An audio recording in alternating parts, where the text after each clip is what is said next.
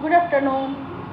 তো আজকে আমি একটু খুব খুশি আর আমি বিজিও, কেননা আজকে আমার ঘরে আমার ননদ আছে। হ্যাঁ, আমার ছোট ননদ, ও মালিগাঁও থাকে। তো ওই দেখো, ও বসে আছে, ওই যে ওর ছেলে।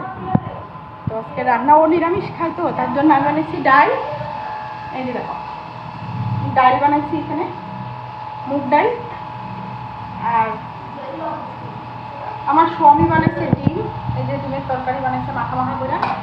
আর পনির, আলু পনির, লেবু আছে, বাস ও বানাইছে। আর ওই যে আমার ননদজি বসে আছে, ও পান টান সব রেডি করে নিয়ে আসছে। এই যে ওর ছেলে খেলতেছে। আর ও জানো আসতে কি করছে, এই দেখো ডাইলের বড়া বানায়া সুন্দর করে তরকারি বানায় নিয়ে এসে।